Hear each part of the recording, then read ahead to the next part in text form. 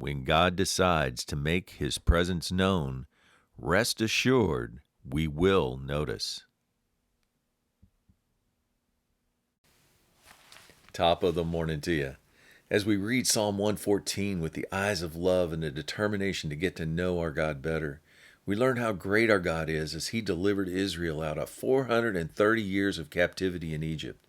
It was like a great jailbreak in which God pulled no punches to free his people. Only this jailbreak was not done under the cover of darkness or done by surprise. God made sure the Egyptians were in full agreement after a few rounds of incentives like frogs, boils, blood in the water, lice, pestilence, hail, locusts, darkness, and deaths of the firstborn children.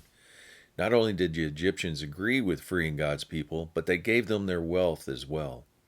And if that wasn't enough, God worked some mighty miracles to ensure their freedom by splitting the Red Sea long enough for his people to cross, but enough time to drown the Egyptian army who pursued them. God also dried up the Jordan River long enough for the Israelites to get to the Promised Land.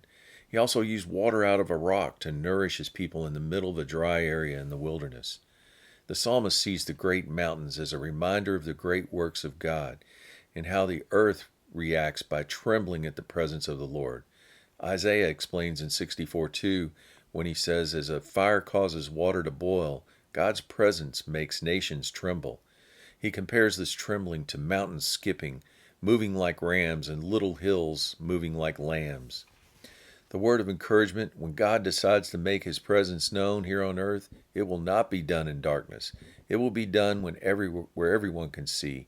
Even the earth will respond with trembling and shaking as a result of his presence. We won't have to wonder, is this God or not? This happens on an individual basis as well when God enters our world to perform a great work. Our whole world shakes. All of our belief systems are reduced to rubble that aren't based on him. After all, Jesus is the way, the truth, and the light. And when he comes, every knee will bow, every tongue confess that Jesus is Lord over all. Have a great day.